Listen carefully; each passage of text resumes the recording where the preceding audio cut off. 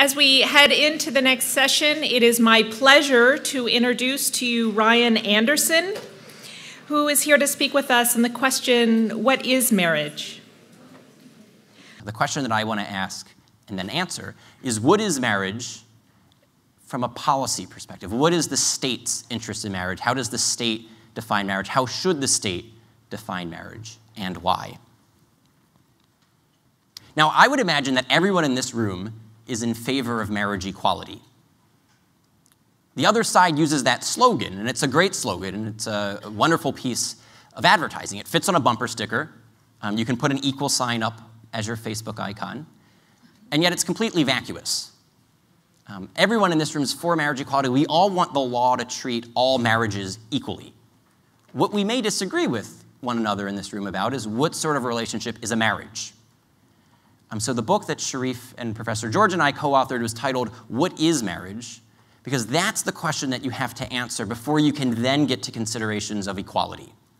And if you're a lawyer, before you can get to considerations of equal protection of the law, you have to know what it is that the law is trying to protect equally. So what is the marital relationship? Because even those who want to redefine marriage to include the same-sex couple will draw certain lines between what sort of relationship is a marriage, what sort of relationship is not a marriage. And if we're going to draw lines that are based on principle, if we're going to draw lines that reflect the truth, we have to know what sort of a relationship is a marriage and what sort of other consenting adult relationships are non-marital. So that's what I'm going to try to get at in the time that we have here this morning. Now, when we were doing research for the article and then for the book, we tried to read the best philosophers and political theorists who were arguing in favor of redefining marriage. We wanted to see, on their account of marriage, what is their definition? And one of the philosophers that we looked to is John Corvino. He's become a friend of Sharif and mine. And he was saying what really is distinctive about marriage is it establishes your relationship with your number one person. And what sets marriage apart from other relationships is the priority of the relationship. It's your most important relationship. Again, because it's your number one person that the marital relationship establishes. So what sets marriage apart from other relationships will be the intensity of the emotional bond, the priority of the emotional commitment. My co-authors and I think this simply gets marriage wrong because it collapses marriage with companionship in general. It simply makes it the most important companionship relationship, the one that takes priority, the one that's the most intense. And so it can't actually account for any of the distinctive features of what marriage requires, nor can it explain why government should be in the intense companionship business. Why is government in the marriage business if this is what marriage is? So let me say a few words about that, and I'll place a challenge to people in the audience. When we get to the Q&A, I invite you to give an answer to these questions of, if you want to redefine marriage to include the same-sex couple, why would marriage, how you understand it, require that that relationship be permanent, monogamous, and exclusive, and be the type of relationship that a government takes interest in?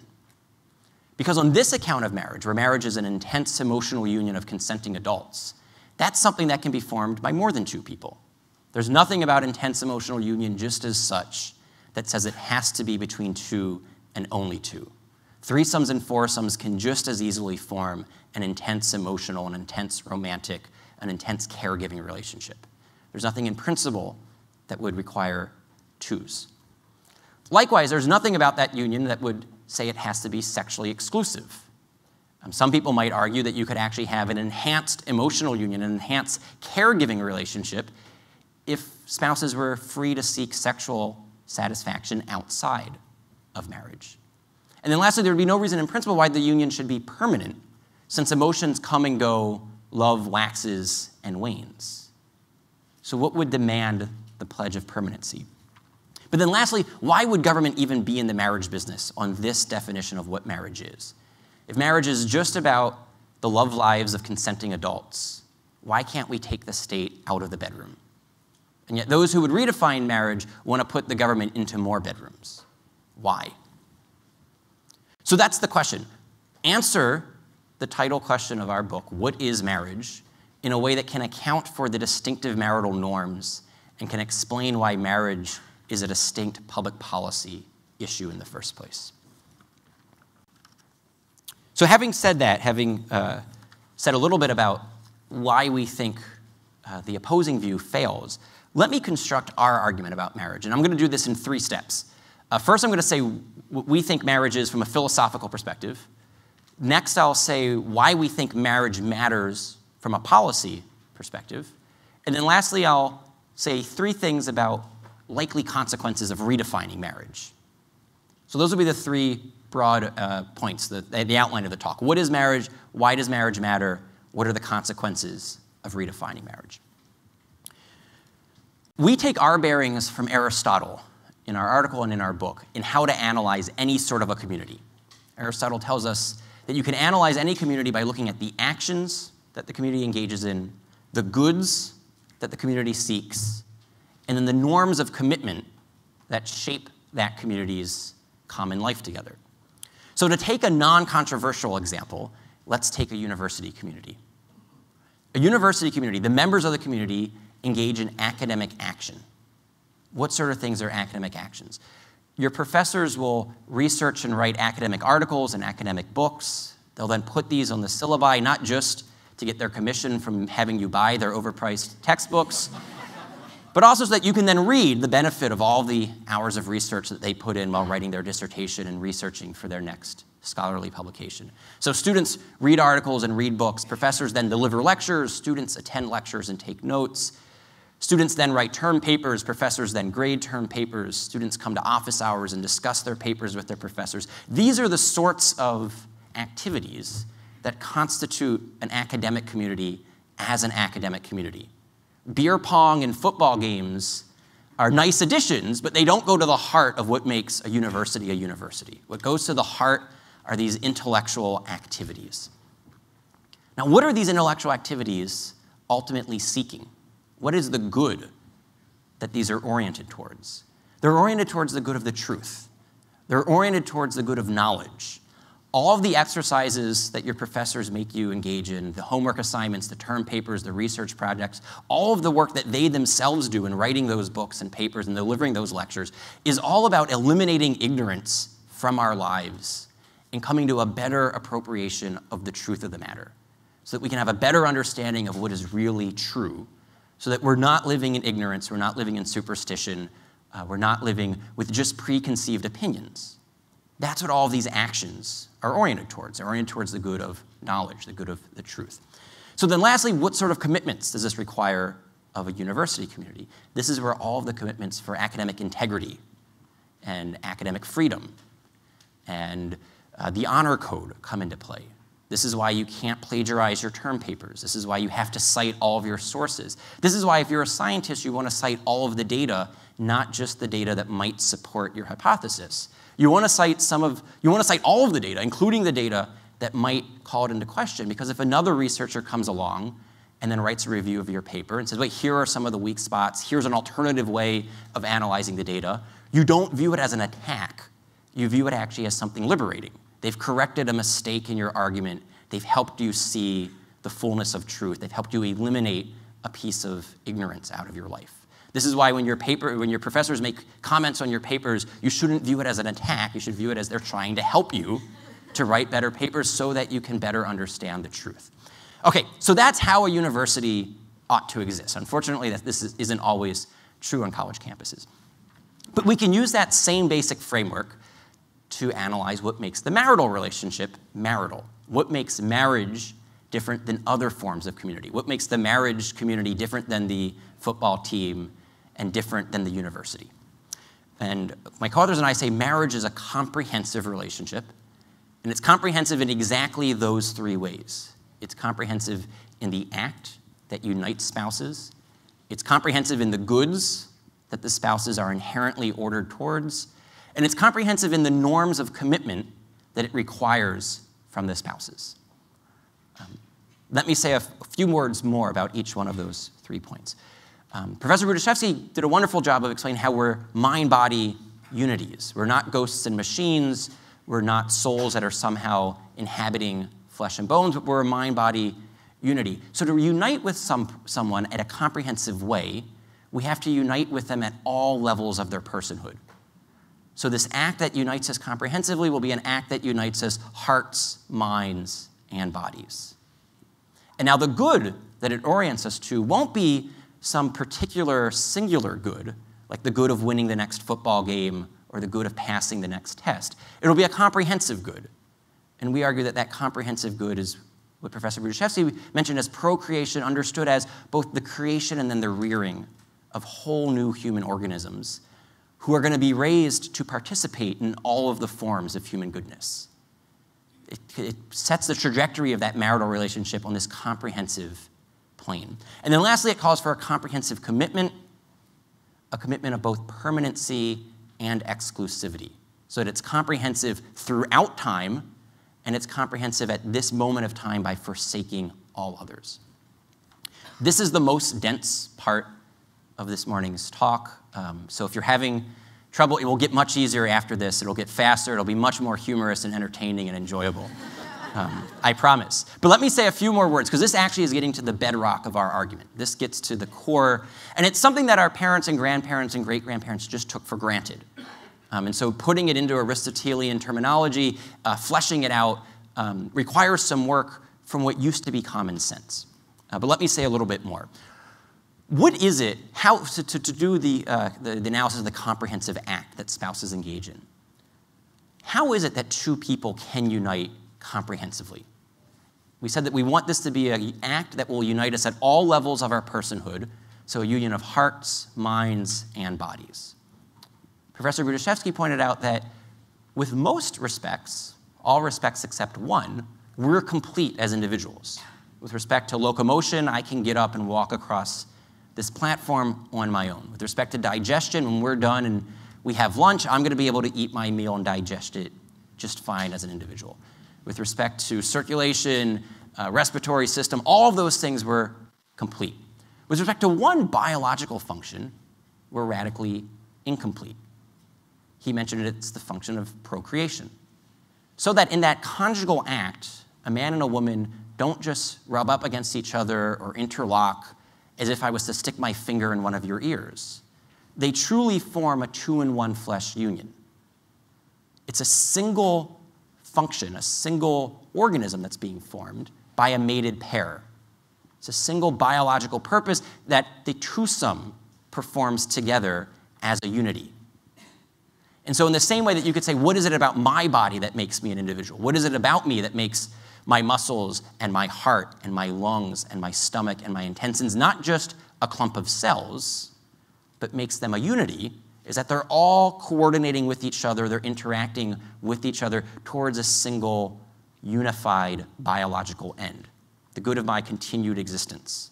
In the same way, that man and that woman, when they unite in that conjugal act, are coordinating towards a single, unified biological purpose, that good of procreation.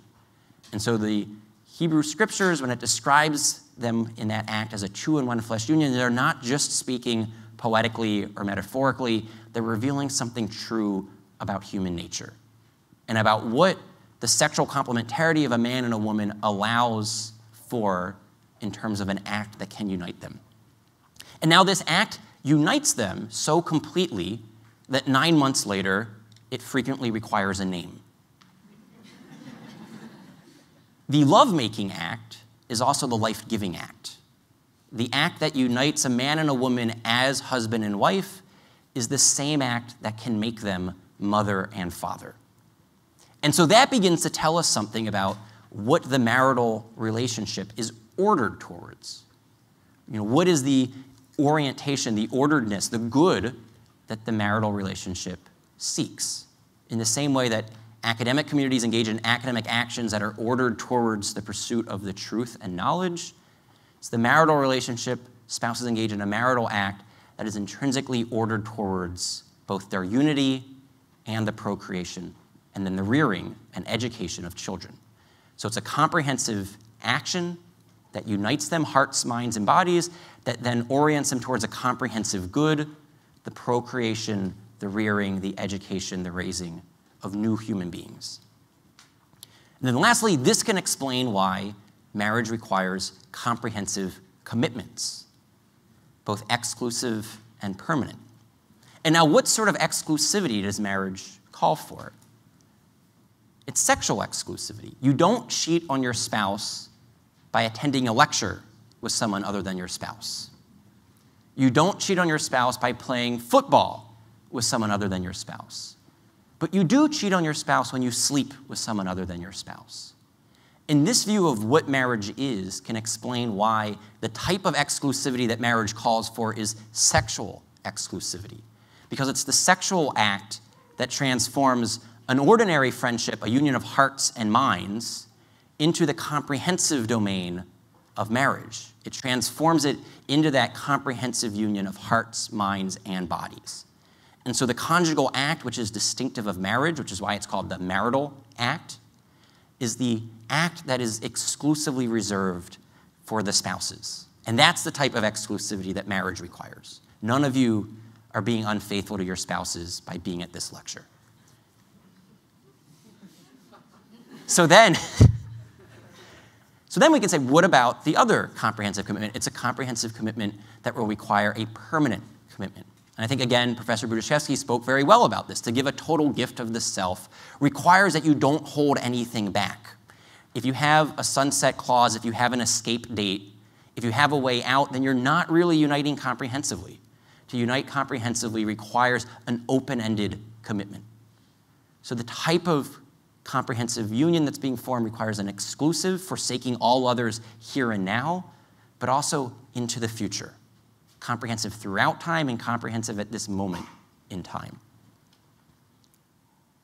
This basic view of marriage that we run on Aristotelian grounds and using some Aristotelian jargon is something, though, that we find in the ancient thinkers, not just the Christians, but Socrates, Plato, Aristotle, Cicero, Musonius Rufus.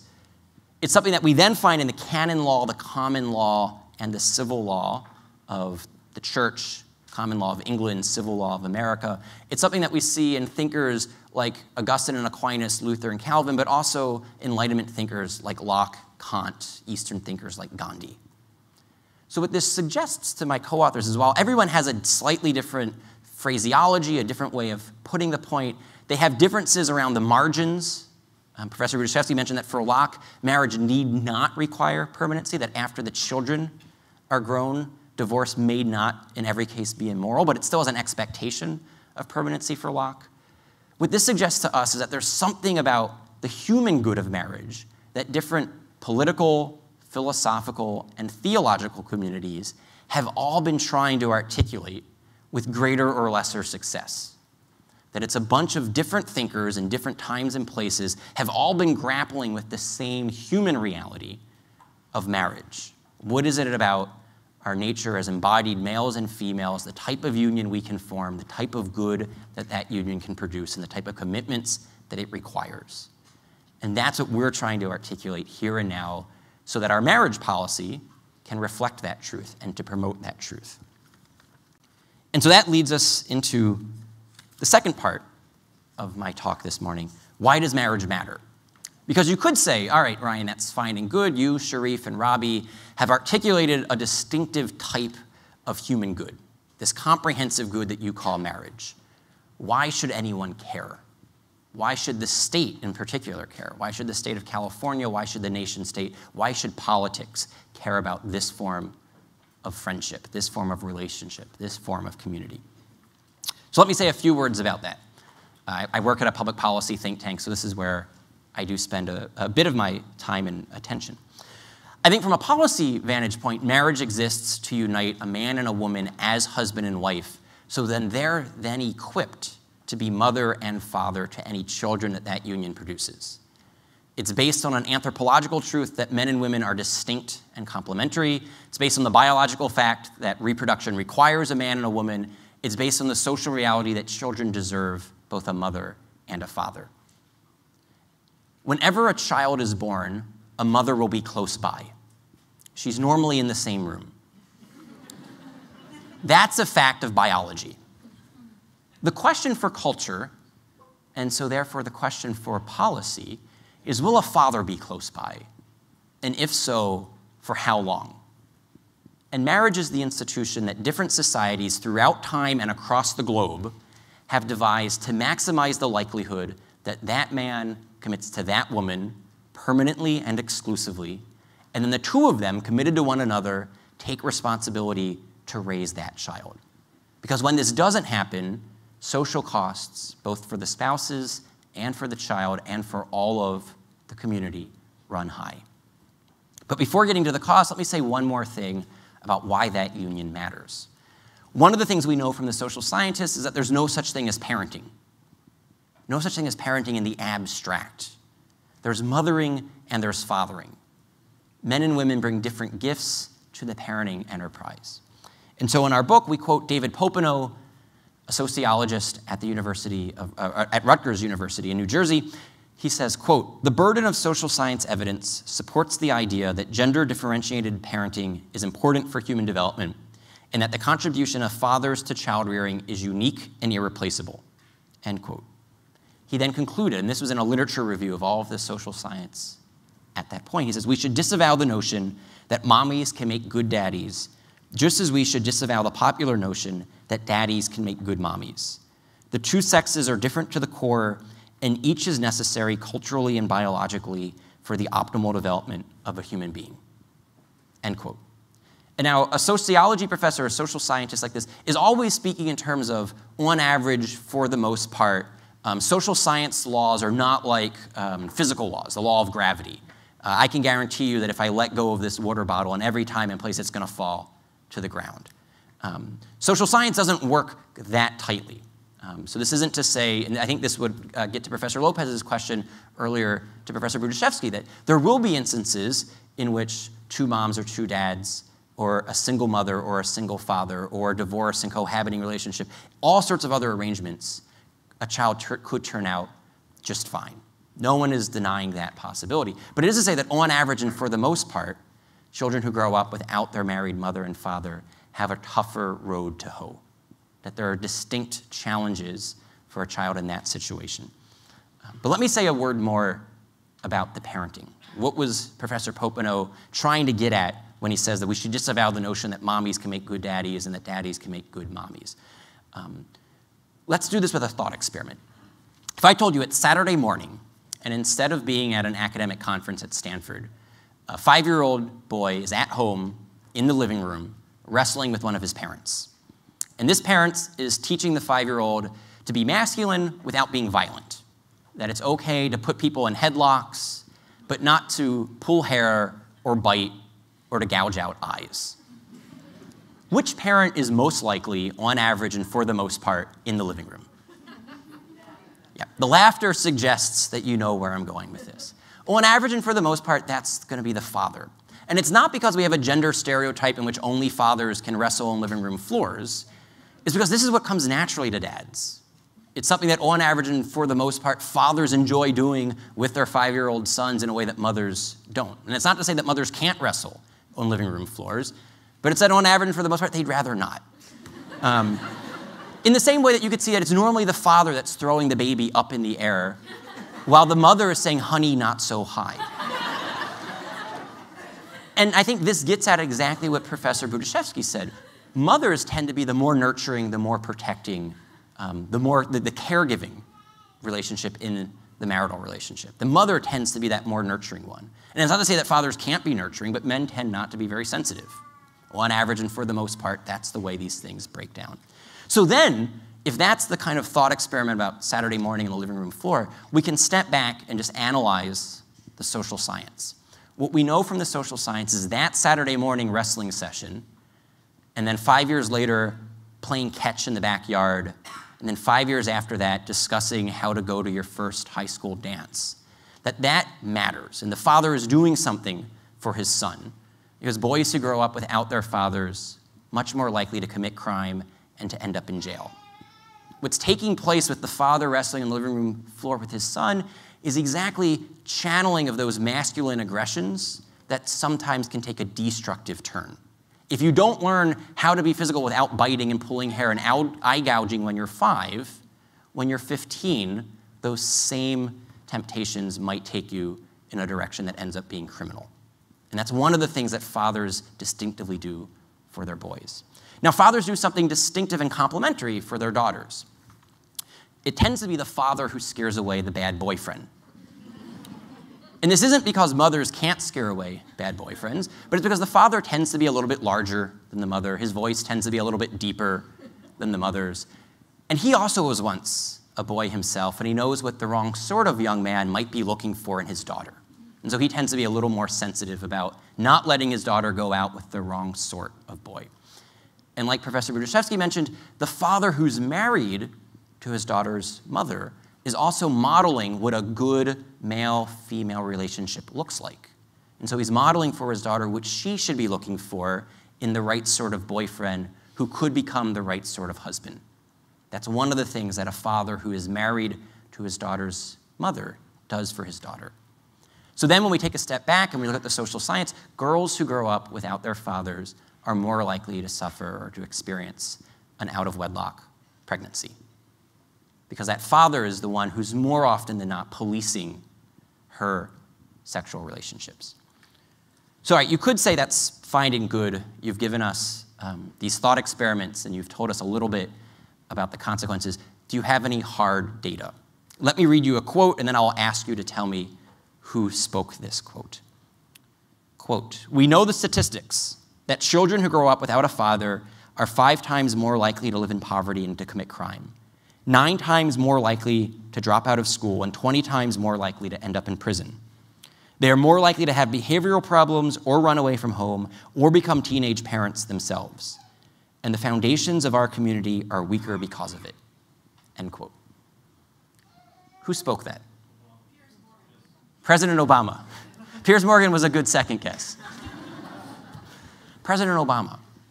Now, President Obama will be the first to tell you that growing up without a father doesn't mean that you're somehow destined and doomed for failure in life. He seems to be doing pretty well for himself. But he would also be the first to tell you that his road was tougher. He had a steeper hill to climb. And this is one of the reasons why he's spoken out on the importance of fathers, because he's seen what it has done to so many children who grow up without their dads. It's why he has spoken about how important it is for him to be a good father to his 2 daughters. He's experienced firsthand the importance of fathers, and it inspires him to be a good father. And I don't think in any way did this suggest that single mothers are somehow anything less than heroic. Frequently, single mothers are the most heroic members of our society. When the father who abandoned the mother and abandoned the child left them, they were the ones left to take responsibility, and they do a heroic job in raising their kids. And frequently, they would also be the first to tell you that they wish that man would have manned up, committed to them, and committed to the child. And so I don't want to suggest in any way that this is to criticize other people, but it is to say that marriage matters, and that the state has an interest in promoting marriage precisely to maximize the likelihood that every child is given the gift of being raised by a married mother and father. And at one point in American history, this happened. We had out-of-wedlock childbearing rates in single digits up until the 1960s. More or less every child was born into and raised by their married mother and father. And then in the past 50 years, we've seen those numbers progressively decline, so that today 40% of all Americans, 50% of Hispanics, and 70% of African Americans are born outside of marriage. And these children have done nothing wrong, but they will have a much tougher chance in life. Because what we know is that marriage is the institution that when it's stable, it protects children from poverty. It increases the likelihood of those children will experience social mobility. It protects children from committing crime. And it prevents the state from having to pick up the pieces in the form of a welfare program or a police program.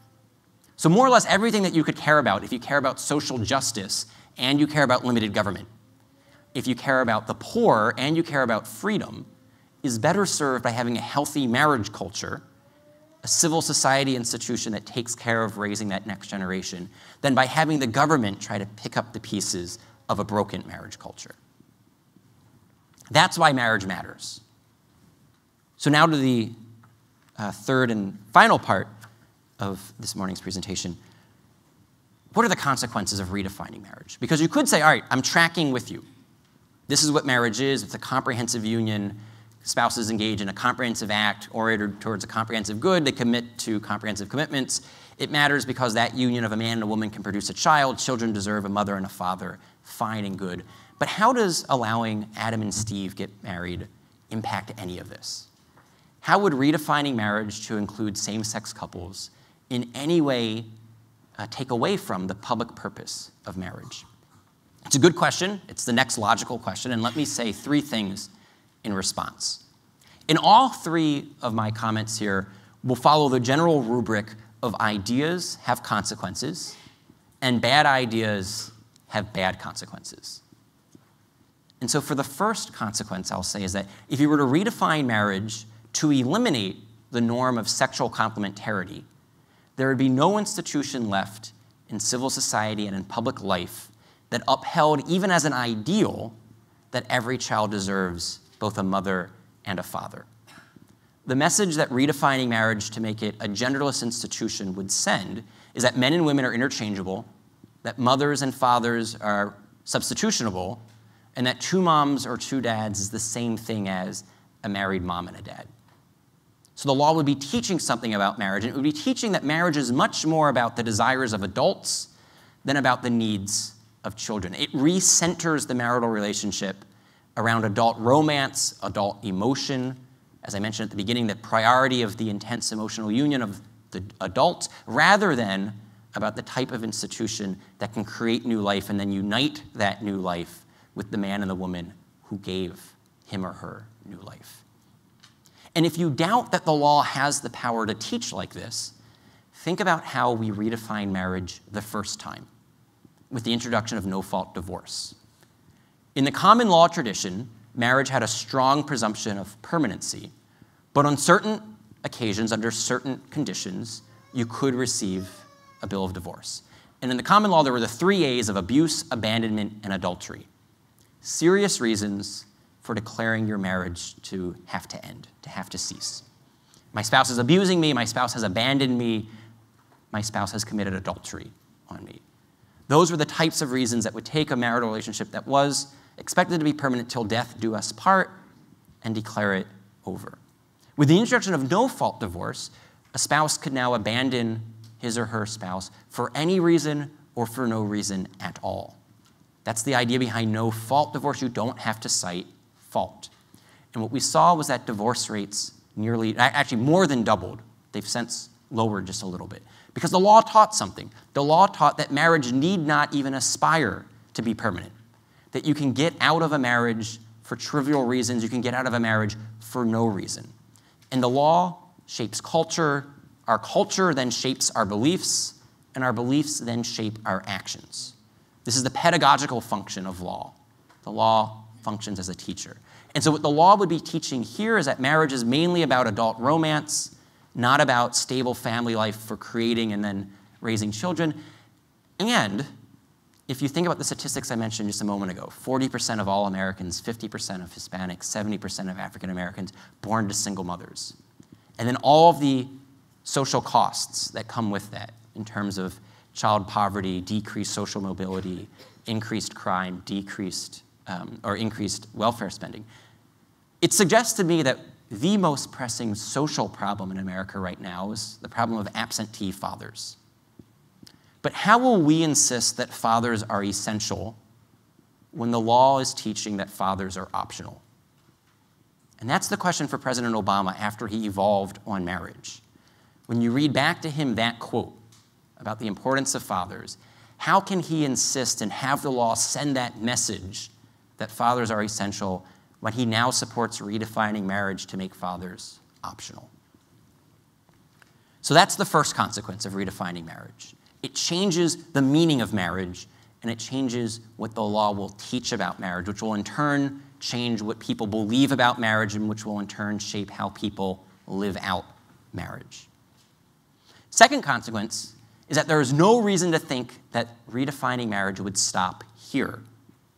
And in fact, we now have 3 new words that describe the ways in which marriage activists would like to see marriage further redefined.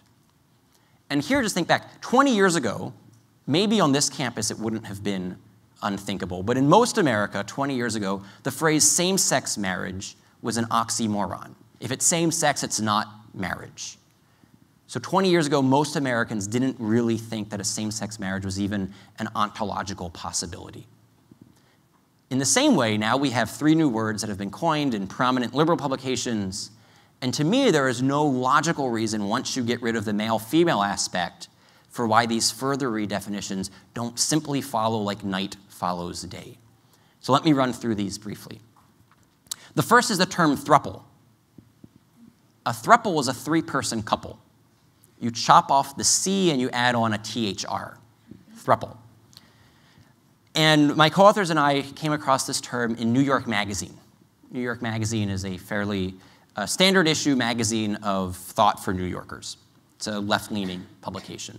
And what's standard in New York today will become standard in the rest of America 20 years from now. And the argument here is that this is not a polygamous relationship. A polygamous relationship would be one man with this woman in a conjugal relationship, the same man with a different woman in a conjugal relationship, the same man with a third woman in a conjugal relationship. Here it's a group marriage. This is an instance of polyamory, many loves. And the idea here is the throuple, all 3 partners are married to each other. And polyamory can come in different sizes and shapes. You can have a foursome where they're all married to one another. Whereas the foursome I just mentioned, it's one man with 3 different women in 3 different conjugal relationships. The polyamorous relationship will just be a group marriage. And the general idea is that if marriage is just about an intense emotional union, where spouses have romantic feelings for each other and then pledge to take care of each other, they commingle assets, they live together, they enjoy economies of scale, and they love one another. So the other convenient but empty slogan is that love equals love. Why isn't the throuple in the same exact situation as the couple?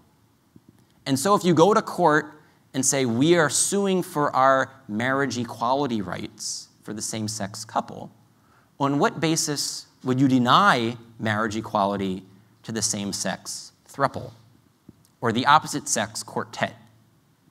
Because the way that we arrived at monogamy in Western law and culture is that it's one man and one woman who can unite in the comprehensive act that produces new life, and every new life has one mother and one father. And marriage is about uniting those people into a stable family life. But once you say the male-female aspect of marriage is irrational and arbitrary and bigoted, what is magical about the number 2? What is the principled reason for denying marriage equality to 3s and 4s and more? So that's the throuple. The next term we came across was the term monogamish. And this was in the New York Times, in the Sunday magazine.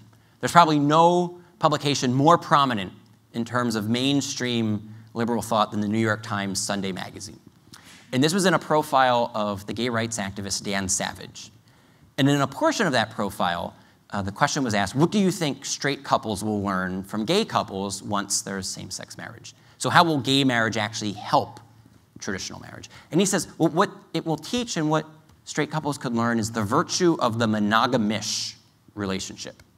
The term monogamish is a play on the word monogamous.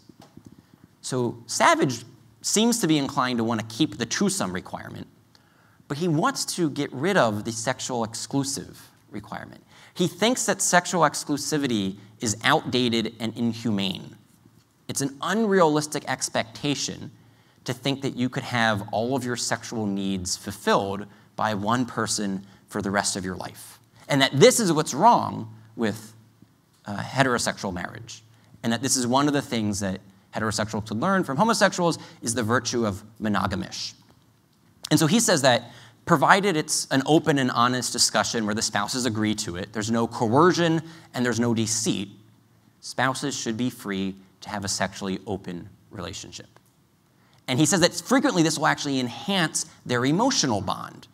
That one of the reasons that lead to divorces are that spouses are not having their sexual needs fulfilled inside of marriage, and so they seek sexual outlets outside of marriage. And because they had this unrealistic expectation of sexual exclusivity, when the other spouse finds out about it, their heart's broken. This was adultery, and then they file for divorce. He says, much better that we not link adultery to sexual exclusivity. So long as you're open and honest about it, no one's heart would be broken if you said it's okay to seek out a sexual relationship outside of marriage. That's the monogamish relationship. And then the final term that we came across was the term wed lease. wed lease is a play on the word wedlock.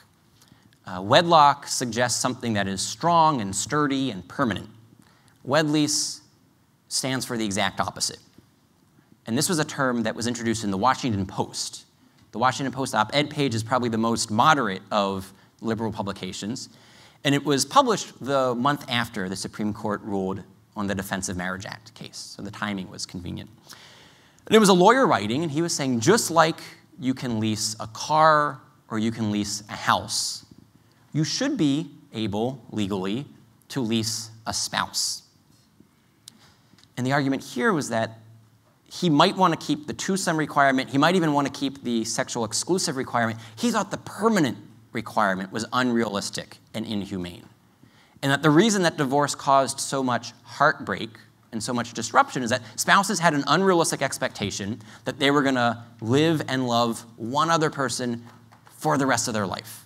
And when this proved to be impossible, that's when it causes the trouble. But if you only signed up for a wed lease in the first place, if you signed up for a 5 or a 10-year marriage license, which could then be renewed on good behavior, but if it wasn't going well, it would have a natural sunset clause.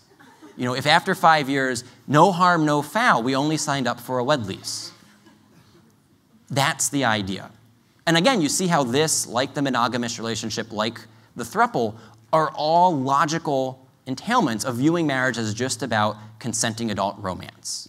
Because consenting adult romance can come in as many sizes and shapes as adults can consent to. And if love equals love, there would be no reason for public policy to treat certain sizes and shapes of consenting adult love differently than other sizes and shapes. To do so would be to deny marriage equality to those relationships that are thruples or monogamish or wed leases. Now, I said I wasn't going to say anything about morality or theology or tradition as far as my argument goes in this lecture. But think about the public policy consequence of this. And again, remember, the reason that the government's in the marriage business is not because it's a sucker for romance. Government's not in the marriage business because it cares about my love life. Government's in the marriage business because the sexual union of a man and a woman can produce a child, and that child deserves a mother and a father, and when this doesn't happen, social costs run high. So the government's trying to vindicate and to protect the rights of children and minimize harm to the community as a whole. But the throuple and the wed lease and the monogamish relationship make it more likely that a man has multiple sexual partners in short-lived relationships. That's what a throuple with a wed lease with a monogamish condition attached to it would entail. And so it directly undercuts the public policy purpose of marriage in the first place. And yet all of those further redefinitions follow logically from getting rid of the male-female aspect of marriage. If you say that marriage has nothing to do with the union of a man and a woman and the procreative potential and capacity of that act and of that relationship, then what are you left with for saying that it should be a union permanent and exclusive of twosomes? It seems like you're left with a house of cards. So that's the second consequence. And the primary victim, I should add on to that second consequence, will be children. And so it's interesting that in both the monogamish discussion, the wed lease discussion, and the throuple discussion, the authors themselves, when describing these redefinitions, only spoke about the consenting adults and their love and their union. They never spoke about what this would mean as a whole if society adopted these practices for orderly child rearing. That was an afterthought. So the last consequence. The last consequence is the one that I actually think we're experiencing first. But I mention it last because I think that the other two are actually the more serious reasons for thinking about public policy on marriage. But the last consequence is the one that we're experiencing first, and this is the consequence for religious liberty.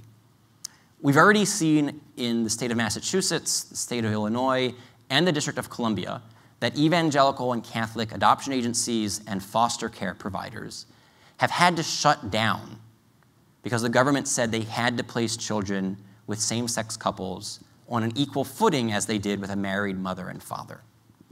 And now these agencies said, we're not trying to get in the way of a same-sex couple adopting from a different agency.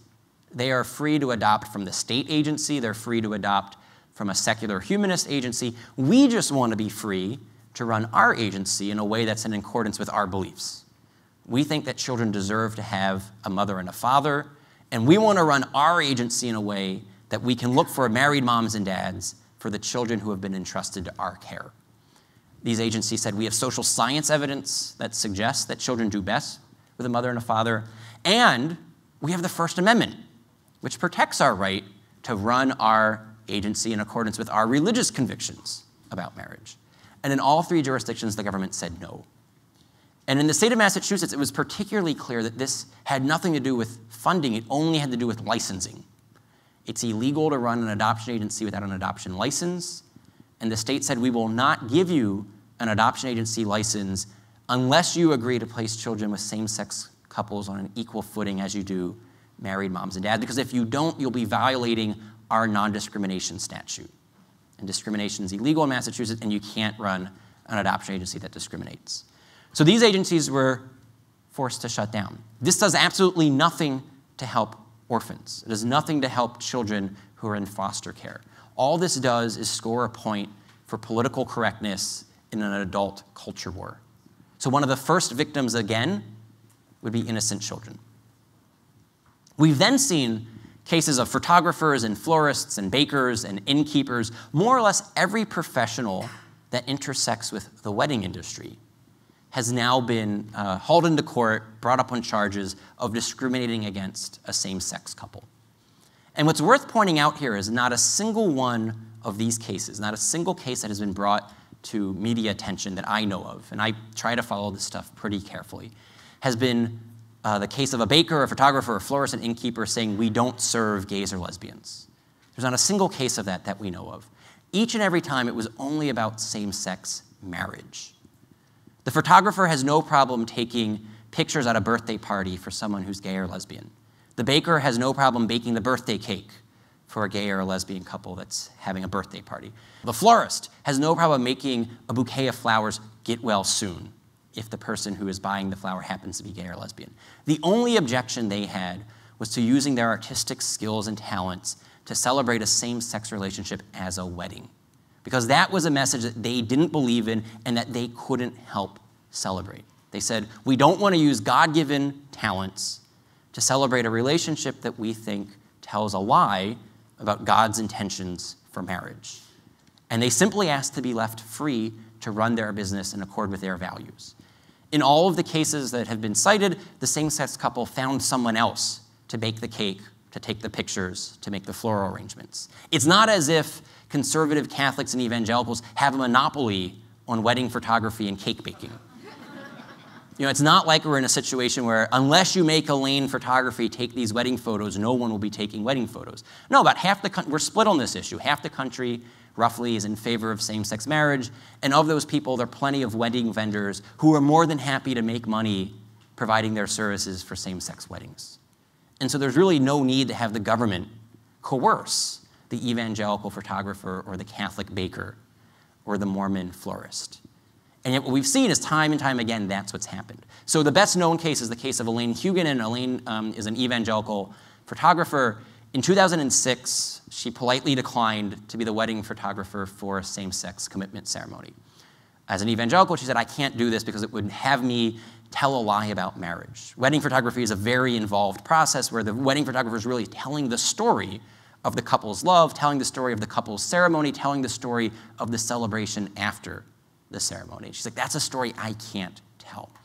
And so the same-sex couple went to a different photographer who actually charged them less money. So they actually got a break here, but then they sued her shortly thereafter.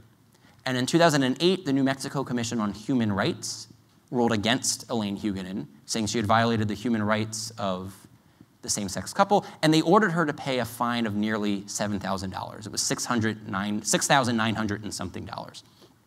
She then appealed this to the New Mexico Supreme Court, the state Supreme Court, and she was represented by Alliance Defending Freedom, who we have some representatives of that organization with us here today. One of their lawyers spoke last night at the opening dinner. And what they argued before the New Mexico Supreme Court was that Elaine's not trying in any way to infringe the rights of the same-sex couple. They're free to get married in the church of their choice or in the banquet hall of their choice. They can have a photographer, a baker, a florist do it if they want to. But freedom's a two-way street. We live in a live and let live society.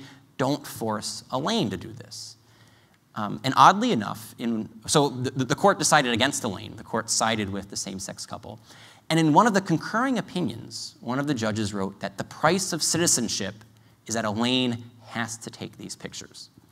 And when I got to that part of his opinion, I actually had to stop and reread it a couple of times because I thought I was misreading, that there was a missing comma or something. Because I thought he was going to say the price of citizenship is that the same-sex couple should just go to a different photographer. That's how in America live and let live, how we harmonize pluralism and competing values would play itself out. We don't coerce people into violating their consciences. But no, the judge says that the price of citizenship is that Elaine has to leave her religious commitments at the door and take these pictures. And this is part of a larger trend that we've seen in general of people arguing that religious liberty just means freedom to worship. This is what's been at the heart of the Hobby Lobby in the Conestoga Wood case, the HHS mandate cases. And it's that you have freedom to worship. What you do on Sunday morning, no one's going to interfere with. But once you step out into the marketplace, Monday through Saturday, you have to leave your faith at the door. That if you're on Main Street or on Wall Street, you can't live out your faith in your profession. That's not what the free exercise of religion is about. That's what freedom of worship is about. The free exercise of religion, as the founders intended it, was that the state wouldn't coerce people into violating their consciences. But that'll be, I think, one of the first consequences that we see with the redefinition of marriage, coupled with these sexual orientation and gender identity non-discrimination statutes, is that they will use the law to coerce people into celebrating and treating a same-sex relationship as if it's a marriage, even when it violates their consciences. So with that, it looks like we have about half an hour for questions, and I'd be happy to provide answers if you can provide questions.